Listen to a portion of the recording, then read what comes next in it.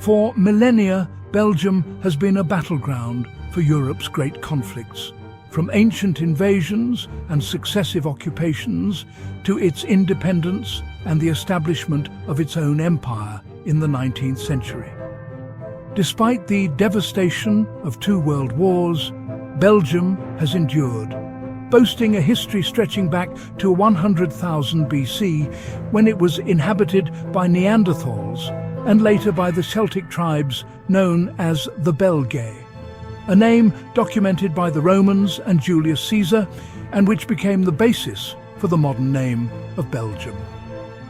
Caesar invaded the region as part of his conquest of Gaul between 57 and 50 AD, and subjugating them proved difficult. The first decisive Roman victory came in 57 BC at the Battle of Sabai, south of the modern Belgian border near the French city of Salzur. But resistance continued for some time with 2 major revolts. The first erupted in the winter of 54 BC, led by one of the Belgian tribes, the De Buren, under the leadership of Ambricus. The revolt was initially successful, killing some 9,000 Roman soldiers and nearly wiping out the entire Roman garrison before Julius Caesar's fresh troops were able to rescue them. A second, larger revolt broke out in 52 BC, led by De Velovaci, as another Belgian tribe supported a broader rebellion led by a Norse tribe in the south under Vasinus Jacturis. Their efforts also failed, and they suffered a crushing defeat at the Battle of Alesia that same year, a turning point that placed the region under Roman rule for the next 500 years. The future Belgian lands were organized into a province called Gaul Belgium by the Romans, which also included present-day Luxembourg and parts of Germany and France. During this period, the Romans established several settlements, such as Tournai and Tongarin, which also became one of the province's administrative capitals. Roman rule profoundly shaped the country, leaving behind much of its culture, one of its major languages, French, and of course, Christianity.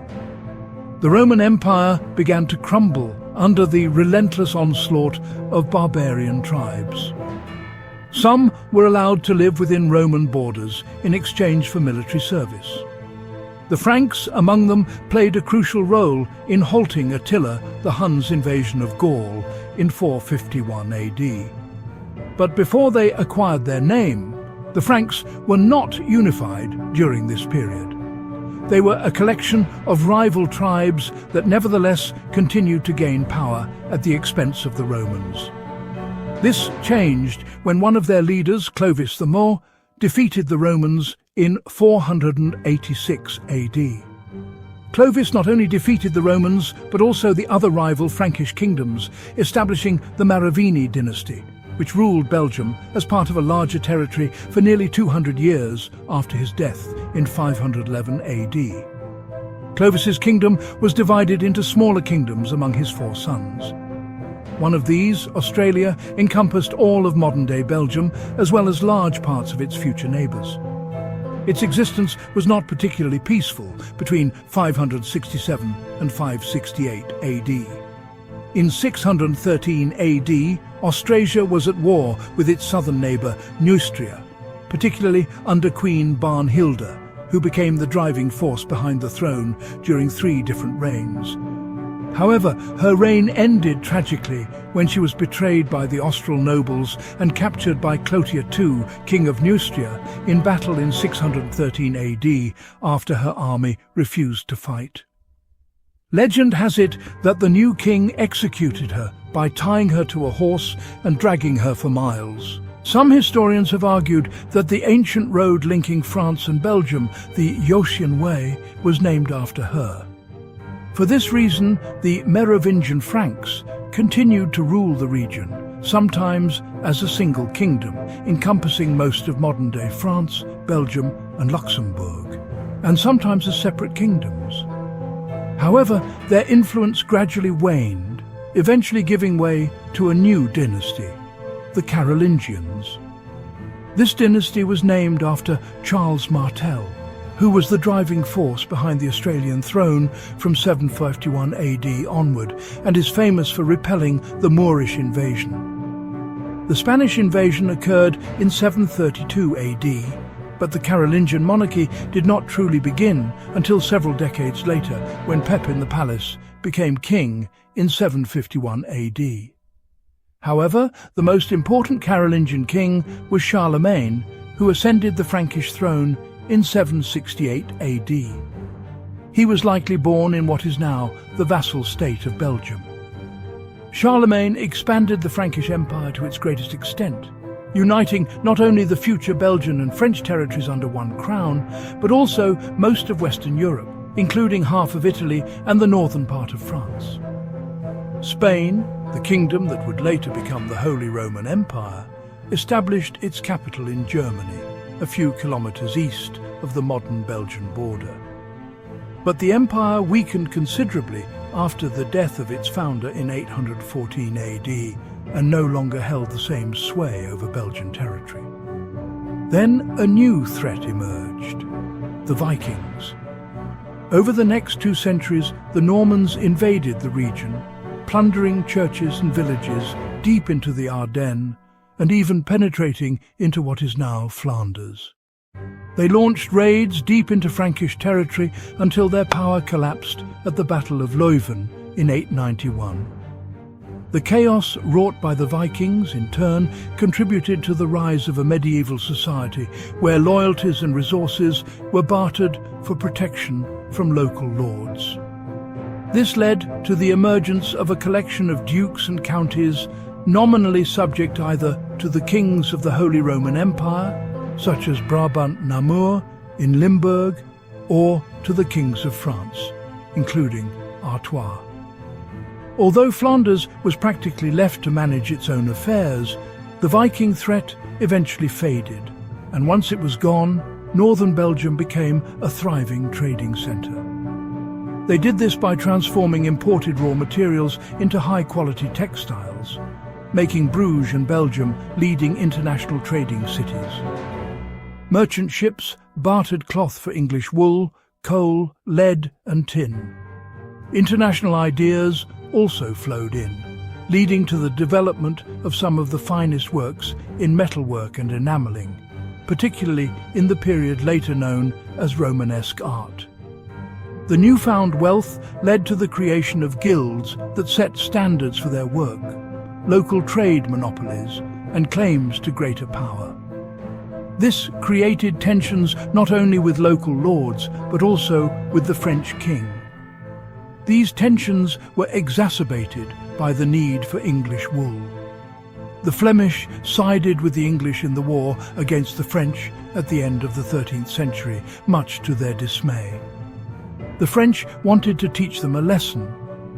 King Philip IV of France began a war with Flanders in 1297, which lasted until 1305. During this period, the French plundered and occupied the province twice, but also encountered fierce resistance. In 1302, at the First Battle of the Golden, the Flemish forces, against all odds, defeated the French cavalry.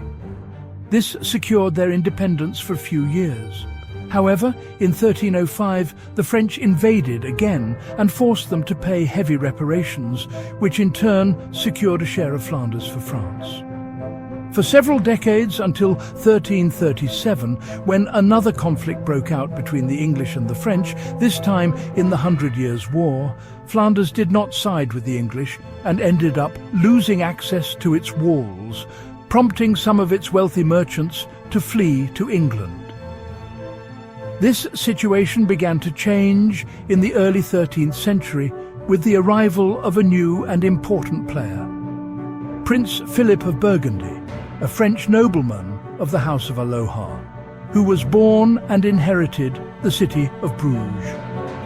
Philip was familiar with the Limburg region of Flanders, so he purchased the cities of Namur and Antwerp, uniting most of what is now Belgium, the Netherlands and Luxembourg into a kingdom later called the Kingdom of Burgundy by historians. He ruled this vast territory of Brussels expanded the magnificent city hall and surrounded himself with the utmost splendor, including artists who painted his palaces and illuminated his manuscripts. This gave rise to a type of art later known as early Flemish art. Jan van Eyck, one of the most celebrated artists of the Northern Renaissance, became famous for his paintings. The Kingdom of Burgundy flourished and was on the verge of becoming one of the great powers of Western Europe. Instead, it ended up as another Habsburg vassal state of Spain, because Charles the Bold, son of Philip the Good, died young and unexpectedly while attempting to expand his province to create a geographically unified Kingdom of Burgundy, when his forces were defeated by the old Swiss Confederation at the Battle of Nancy in 1477. His heir, Mario of Burgundy, married Maximilian I, Holy Roman Emperor, who in turn had a son, Philip the Handsome, the man who became King of Spain through his marriage to Joanna of Castile.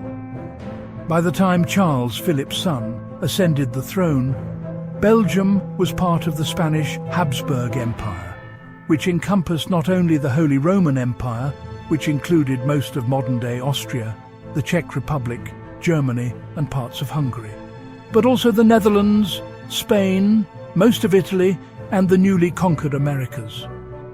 Charles V was born in Ghent in 1500. Thanks to his vast empire, he acquired many titles, but he preferred the title Charles the Fighter, meaning Holy Roman Emperor. The sprawling empire faced numerous challenges, most notably the Protestant Reformation, which began in 1517, the expansion of the Ottoman Empire, and rivalry with France. Charles Abunfef's reign was marked by armed conflict, and the wars he was forced to finance with higher taxes fueled resentment, including a major rebellion in Ghent in 1539. In 1549, King Charles V suppressed what he called the 17 provinces, a measure that united Belgium, the Netherlands and Luxembourg into a single territory that could be inherited by a single heir. Nevertheless, tensions persisted, particularly with the spread of Protestantism in the north. In 1566, the new Spanish king, Philip II, rejected a petition sent by a group of local nobles from Brussels demanding greater religious freedom for Protestants. This, in turn, led to a fierce campaign by local Calvinists to destroy churches and monasteries throughout the Habsburg Netherlands, an event known as the Storm of Building. However, the Duke's brutal repression only exacerbated the situation, leading to a massive rebellion centered mainly in the following decades, support for the rebels flowed across Habsburg lands sometime in 1576, leading to the unification of the entire province, with the exception of Luxembourg, under an agreement known as the Pacific Treaty of Ghent. But the Spanish armies were stubborn, besieging several Belgian cities throughout the war, including Antwerp in 1576, Tournai in 1581, and Ostend in 1601.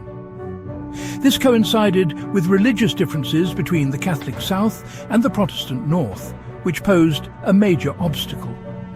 When the Treaty of Münster ended what later became known as the 80 Years' War in 1648, Belgium remained under Spanish rule, while the Netherlands became an independent republic.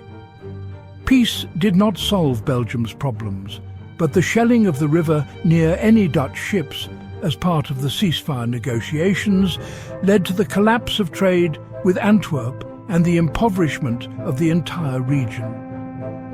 After the end of the Spanish occupation, the wars unleashed by Louis XIV dragged the country into waves of destruction, most notably the bombardment of Brussels in 1695. With the War of the Spanish Succession, Belgian lands came under Habsburg rule, before being shaken by the Brabant Revolution and then the occupation by revolutionary France. After Napoleon's fall in 1815, a new union was imposed between the Dutch and Belgians. But it quickly collapsed with the Revolution of 1830, which granted Belgium its independence and crowned Leopold I as its king. With the advent of railways and a growing economy, the country became one of the most industrialized in Europe.